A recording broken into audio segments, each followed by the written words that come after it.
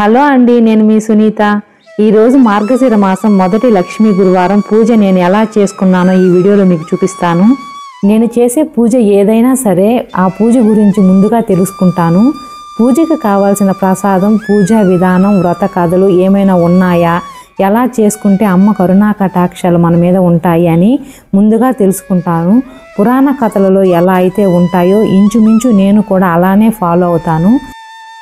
మార్గశిర మాసంలో 5 లక్ష్మీ గురువారాల వ్రతం ఎంతో ప్రత్యేకంగా చేసుకుంటాము. అందులో భాగంగా మొదటి లక్ష్మీ గురువారం పూజకి పులగంని ప్రసాదంగా పెట్టుకోవాలి. అందుకని నేను పులగం చేయడం కోసం ముందుగా బియ్యం, పెసరపప్పుని శుభ్రంగా కడిగి పక్కన పెట్టుకొని చిన్న కుక్కర్ని స్టవ్ మీద పెట్టి 1 స్పూన్ నెయ్యి, ఆవాలు, జీలకర్ర, అల్లం, పచ్చిమిర్చి వేసి బాగా వేయించిన తరువాత ముందుగా కడిగి పెట్టుకున్న బియ్యం, పెసరపప్పుని వేసి బాగా వేయించుకొని సరిపడ్డా నీళ్లు పోసి విజిల్ పెట్టుకున్నాను. ఈ మాసం అంటే అమ్మకి ఎంతో ఇష్టం కనుక భూలోక సంచారం కోసం వస్తుంది. ఈ మాసంలో మనం చేసే పూజలు మరీ ముఖ్యంగా పద్ధతుల్ని అమ్మ ఎంతగానో ఇష్టపడుతుంది. ఇవన్నీ తెలుసుకొని పాటించడం వల్ల అమ్మ కరుణని ఈజీగా పొందవచ్చు. కుక్కర్ 2-3 విజిల్స్ వచ్చింది. స్టవ్ ఆఫ్ చేసి చిన్న ప్రసాదం బౌల్లోకి పులగం వేసుకున్నాను. అర్చన, సంకల్పం, వ్రత కథలు చెప్పుకొని అక్షంతలు తప్పనిసరిగా వేసుకోవాలి. అందుకని విరగకుండా ఉండే బియ్యం తీసుకొని పసుపు, నెయ్యి వేసి అక్షంతలు కూడా చేసుకున్నాను.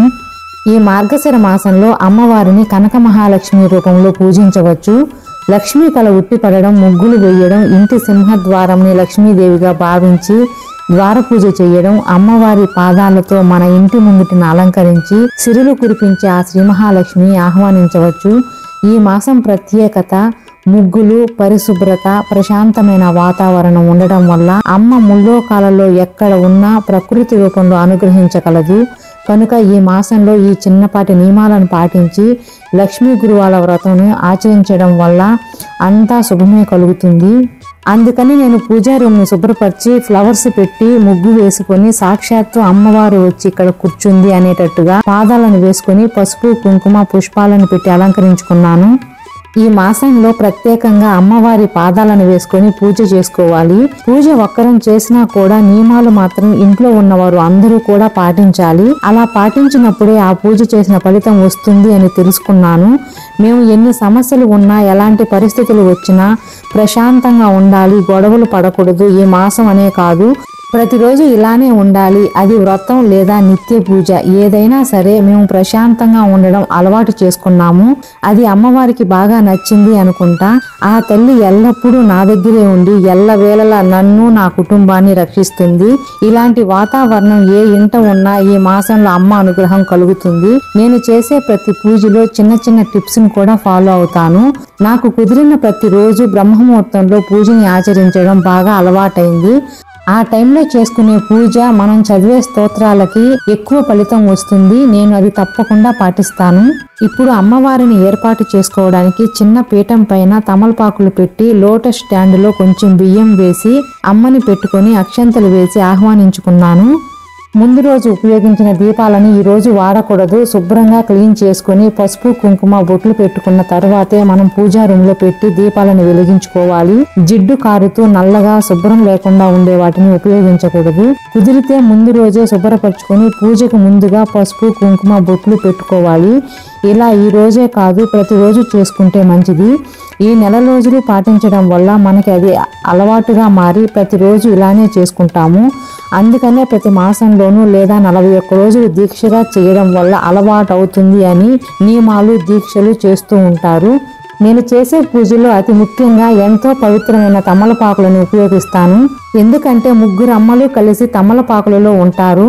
తమలపాకుల అలంకరణ అంటే ఎంతో ఇష్టం అమ్మవారికి. మార్గశిర మాసం మొదటి లక్ష్మీ గురువారం రోజున అమ్మవారిని ఇలా అలంకరించుకున్నాను.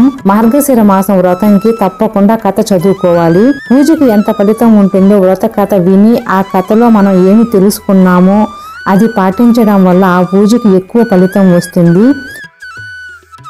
నేను అమ్మవారిని ప్రతిమను పెట్టుకున్నా కూడా పసుపుతో గణపతిని, లక్ష్మీ అమ్మవారిని చేసుకున్నాను. వెండి విగ్రహాలు ఉన్నా కానీ నేను పసుపుతో చేసిన లక్ష్మీదేవిని కూడా పెట్టి పూజని ఆచరిస్తాను. ఇలా పసుపుతో చేసుకున్న అమ్మవారిని తామరలో పెట్టి కుంకుమ పుష్పాలను అలంకరించి పూజను ప్రారంభిస్తున్నాను. మొదటిగా కామాక్షి దీపం పెట్టుకొని దానికి ఇరువైపులా చిన్న దీపాలను ఏర్పాటు చేసుకొని కొబ్బరి నూనె వేసి ఏకవత్తితో దీపాన్ని వెలిగించి అక్షంతలు, పచ్చకర్పూరం, జవ్వాలు తప్పనిసరిగా వేసుకుంటాను. నేను ఇంతకు ముందు చెప్పాను కదా చిన్న టిప్స్ని పాటిస్తాను అని. ఈ సుగంధ ద్రవ్యాలు అంటే అమ్మవారికి ఎంతో ఇష్టం. కామాక్షి దీపంలో వేసుకోవడం వల్ల మనం వెలిగించిన దీపజ్యోతి మంచి సుగంధభరితమైన సువాసనలతో ఇల్లంతా వ్యాపించి నెగటివ్ ఎనర్జీ పోయి మంచి పాజిటివ్ వైబ్స్ వస్తుంది. అందుకని నేను తప్పనిసరిగా ఈ చిన్న టిప్ని ఫాలో అవుతాను. అమ్మకి ఎంతో ఇష్టమైనవి మరియు పూజకు ఉపయోగపడేవి అమ్మ దగ్గర ఏర్పాటు చేసుకుంటున్నాను. చిన్న ప్లేట్ పెట్టుకుని దానిపైన కొన్ని తమలపాకులను ఉంచి మొదటిగా అక్షంతలు, పుష్పం, చిట్టి గాజులు, పసుపు కొమ్ములు, నారికేలం, శంకు చక్రాలు, గురిగింజలు, తామర గింజలు, కొన్ని కాయిన్స్ అలా మంగళకరమైనవి అమ్మ దగ్గర పెట్టుకున్నాను. ఇవి మన ఇంట్లో ఉండడం వల్ల లక్ష్మీదేవి అనుగ్రహం శీఘ్రంగా కలుగుతుంది అంటారు. ఈ పూజతో పాటు కొన్ని నియమాలను పాటిస్తూ అమ్మకి ఎంతో ఇష్టమైన స్తోత్రాలను పఠించుకున్నాను. ఈ మాసంలో అమ్మవారితో పాటు మహావిష్ణువుని కూడా పూజ చేసుకోవాలి. ఈ మాసంలోనే ధనుర్మాసం కూడా స్టార్ట్ అవుతుంది. గోదాదేవి పాసురాలు కూడా మొదలవుతాయి. భోగి పండుగ రోజు గోదాదేవికి ఆ శ్రీ మహావిష్ణువుకి కళ్యాణం చేస్తారు. అంత పవిత్రమైన మాసం ఈ ధనుర్మాసం. ఎంతో విశిష్టత ఉంది. ఈ మార్గశిర మాసంలో భూలోకంలో సంచరించడానికి శ్రీ మహాలక్ష్మీదేవి వస్తుంది. అయితే మనల్ని అనుగ్రహించడానికి కనక మహాలక్ష్మిగా మన ఇంట అడుగు పెడుతుంది. ఈ రోజు ప్రాంతకాలంలో కనకదారా స్తోత్రాన్ని పఠించుకుంటే చాలా మంచిది. ఈ మాసంలో మొదలుపెట్టి 41 రోజులు 3 పూటలా చదవడం వల్ల స్వామి అమ్మవార్ల ఇద్దరి అనుగ్రహం కలుగుతుంది.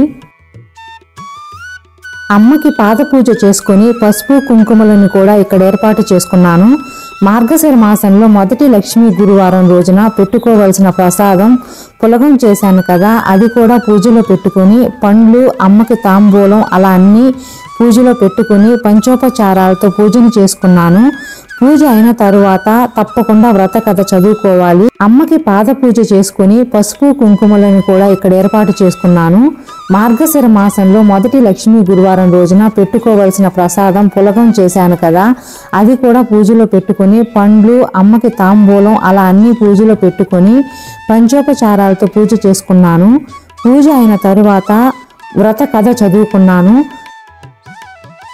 అమ్మవారికి హారతి ఇచ్చి సాంబ్రాణి వేసుకున్నాను. ఈరోజు కనకదారా స్తోత్రం, లక్ష్మీ సహస్రనామాలు చదువుకుంటే చాలా మంచిది. నాకు ప్రతిరోజు లలితా సహస్రనామాలు, కనకదారా స్తోత్రం చదవడం చాలా ఇష్టం. నేను ఈ స్తోత్రాలని తప్పకుండా బ్రహ్మముహూర్తంలో చదువుకుంటాను. నేను చేసుకున్న ఈ పూజ ఎలా అనిపించింది? మీకు నచ్చితే లైక్ చేసి కామెంట్ చేయండి ప్లీజ్.